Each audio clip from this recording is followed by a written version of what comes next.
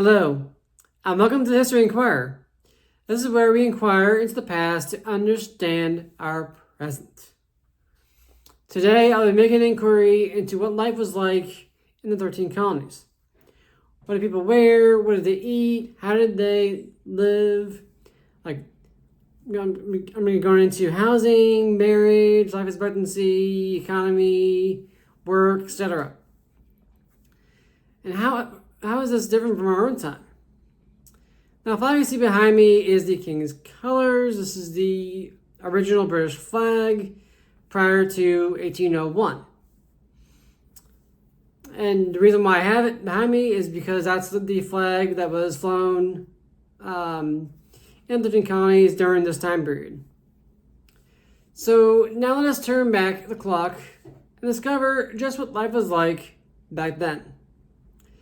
For starters, life was challenging. The passage to the New World alone had its challenges and rough seas. Cramped, crowded conditions, months-long voyages, diseases, etc. Once the settlers arrived, they faced hostile natives, poor living conditions, wild animals, poisonous plants, fire hazards, having to basically start a village, a town from scratch. People had to build everything from the ground up. They had to find food sources, had to clean drinking water, shelter, etc. Life was hard, especially in the beginning for the pioneers. As time went on and settlements became established, things became easier, but still challenging. The mortality rate was high, with few children surviving to adulthood. However, people became acclimated to the climate, more people started to live longer. Also, despite these challenges, the population steadily increased over time due to immigration, but also due to birth rate. People were having large families with 10 or more kids. So,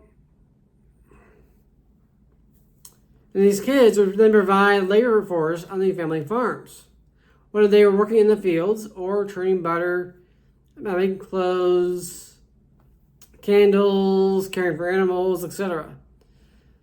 The question some might have is that with all of this hardship in the colonies, why leave home in the British Isles or elsewhere in the first place? The reason for this is because people wanted a better life for themselves and their children. In England, there was a strict social hierarchy and limited opportunities to own land of your own. In the colonies, however, land was plentiful. People were able to acquire wealth and improve their lives, move up the social ladder, etc. The American colonies quickly became a land of opportunity that it still is today. People were also looking for religious freedom, with religious persecution happening in England, France, and other places in Europe. America became a haven for these types of people, like the Pilgrims, Puritans, Quakers, Catholics, other religious dissidents, and minorities. The population of England was also increasing at this time. More people need more land to live on and support the population, so not to feel overcrowded. And with the eldest sons inheriting everything due to primogeniture, the second, third, and fourth sons wanted land of their own.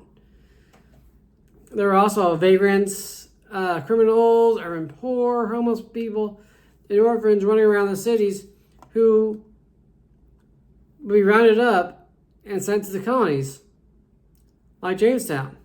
So basically, the colonies provided a way for England to kind of get rid of the dregs of society and ship them off to the colonies. So early on, America became identified with freedom, opportunity, representative government, especially in New England. But in all the colonies, they had some form of assembly, some form of representative government. And that's the thing too. People had to learn and figure out how to govern themselves in this location, but with the transportation technology, communication technology being what it was. And they have this whole ocean between them and Great Britain. So they had to decide how they were going to govern themselves. Also, most voters were wealthy, with some being in the middle class. Even in the 13 colonies, the social hierarchy was still a thing, although it was more relaxed and there was more social mobility. At the top were the wealthy landowners, businessmen who were basically the gentry aristocracy of the colonies, and they participated in politics. And below them were the merchants and clerics, followed by the small farmers, artisans, and laborers. After them were indentured servants who would serve for a set number of years in exchange for passage to the New World. Afterwards, they could own their own land, make their fortune, and move up the social ladder. Now, I also don't want to make it sound like it's only the wealthy that could vote. There were middle class folks that could vote too, but they just couldn't be elected to government. You had to have a certain amount of property in order to do so. Now, Native Americans were considered outsiders and foreigners to colonial society, which they were. Even though they were born on land, they were outsiders to the colonial society of England or New Netherlands or New Sweden. They're outsiders to the European society. And so, was there a bit of discrimination there? Quite possibly, yes. However, there's also evidence of assimilation and intermarriage and peaceful coexistence. However, conflict did erupt due to differences in culture and misunderstandings. At the bottom of the social ladder were slaves, who were the main source of labor, especially in the southern colonies on the plantations, though all the colonies had slaves. The importance of slavery in the economy was more prominent in the South, with their focus on plantation farming, agriculture. Following the American Revolution, most former colonies in the North did abolish slavery, though it remained in the South up until the end of the Civil War. As far as housing goes, early homes were simple. They were made of wood and insulated with mud and clay. The phrase wattle and daub comes to mind. With a dirt floor and a loft. Though what I don't know is that if all homes had a loft. Many homes had a loft. But I'm going to come out and say that every home had a loft. So, the adults would sleep in beds while the children would sleep on mats on the floor. The large part, this is like a generalization. It also depends on where you were and who you were, where you lived, which colony, and then your place in society as well. And if you have money, you can afford a room with multiple for a house with multiple rooms, and like Mount Vernon, like Monticello. However, if you're poor, then you would be living in a single room house with a dirt floor and possibly a loft. They'd also sleep in beds. The children would sleep on mats on the floor. They also had a fireplace. Every home had a fireplace, one in each room. And most homes were, like I said, were one room with very little privacy, unless you were wealthy. If you were wealthy, you could afford a home built not just of wood, but also of brick, stone, possibly marble. Once again, like Mount Vernon and Monticello. Now, in the cities, homes had 2 stories. Were made of wood with a kitchen, an eating area, and a parlor downstairs, and with the bedrooms being upstairs. And each of those rooms would have a fireplace. Also in the cities, there were there's more variety when it comes to job opportunities, such as printing shops, blacksmiths, silversmiths, shipbuilding, carpentry, shopkeepers, etc. There is also, if living in a port city, access to the latest news from the British Isles and in Europe, as well as goods from all around the world. By the time of the American Revolution, most colonies had their own newspapers to keep colonists informed of the goings-on in the colonies and the outside world. Many people also had a copy of the Bible, at least those who were illiterate, as they were very religious, especially in New England, but in all the colonies too. If you lived in a more rural area, you could still get access to these things. It just took longer as everything had to be transported, and of course, everything costs money, just like today, especially with inflation. In New England, Puritanism dominated, while in the middle colonies there was more religious diversity.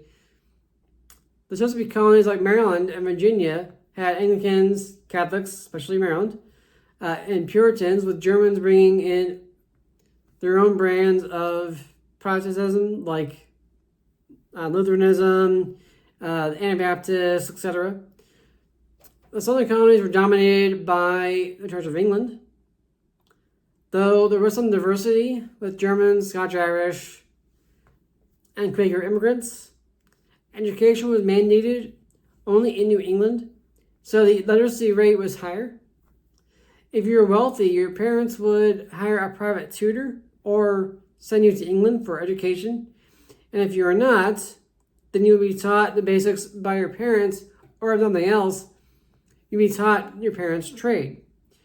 You work alongside your parents on the farm or in the shop. You could become an apprentice to a tradesman like a blacksmith or carpenter. Girls in New England would also be educated, though only in the basics like reading, writing, etc. Wealthy girls would learn to dance, sing, play a musical instrument, sew, etc. Girls who were not as wealthy would learn how to make clothes, candles, soap, and help out on the farm or in the household. Basically, they would help the mothers, and the boys would help their fathers. Girls would also marry at a younger age than the boys, or men, starting at age 15, going into the mid-20s. And use their marriage to advance themselves in the social hierarchy. So if a girl from a middle-class family were to marry a wealthy young man, then she would be better off.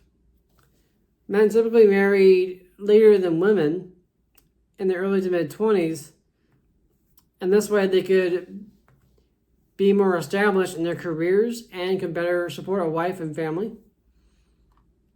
Clothing in the rural areas would be handmade, either from animal hides, leather, flax, from which we get linen, cotton, furs, wool from sheep, deerskin, etc.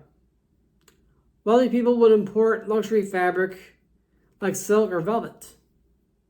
Men wore breeches, a doublet and jerkin, a loose jacket with free-hanging sleeves, with a pair of stockings and leather boots, or shoes. Waist jackets would also become popular in the 18th century, as well as tricorn and bicorn hats. Women would have worn layers of a shift, a petticoat, and a gown, with possibly an apron or cap. Clothing would be made of durable materials so it would last longer. Clothing would also reflect the climate, with warmer clothing in the north and light clothing in the south. Of course, it would also reflect changing seasons, as it does today. Fashion in colonial America reflect that of England, and that's where they would import a lot of their clothes that were imported. After the American Revolution, clothing would be imported from France instead, which was the trendsetter when it came to fashion, with Paris being the fashion capital of Western Europe. But now, what did people eat? Good question. The food that people ate largely depended on where they lived. However, that is not to say there were no staples.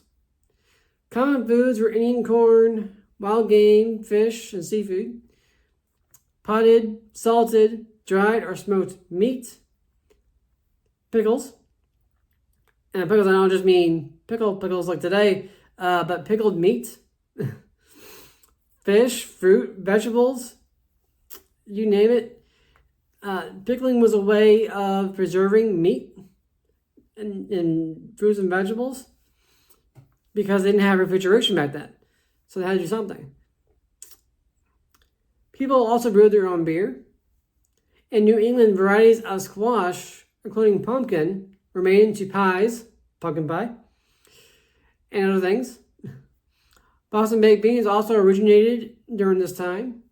People also enjoyed barbecue. Yes, they had barbecue back then. And chocolate, which was a drink.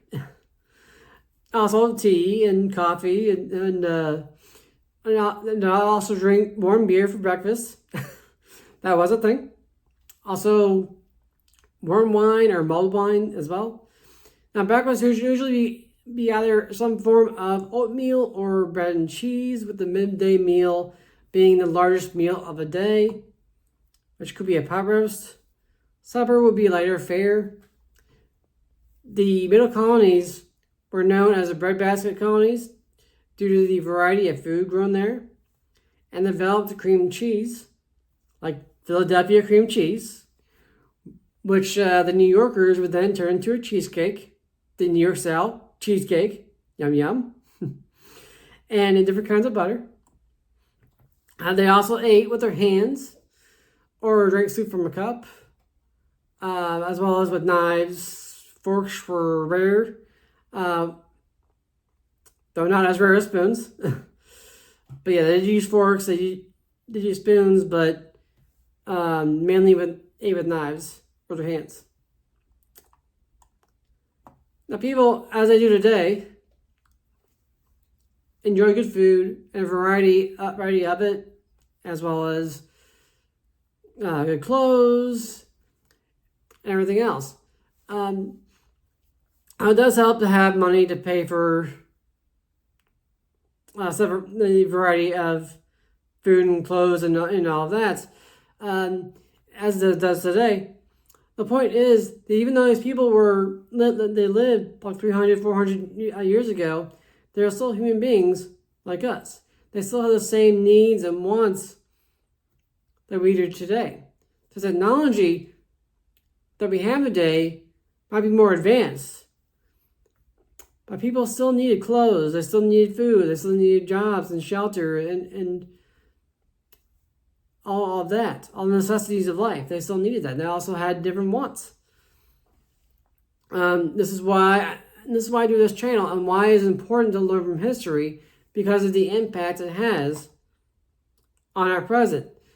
There are other channels like Townsend's and Tasting History that talk about different kinds of food that people ate. So if you're interested in learning more, please check those out. Also, please remember to like, comment, and subscribe. And I'll see you all next time on the History Inquirer. Thank you.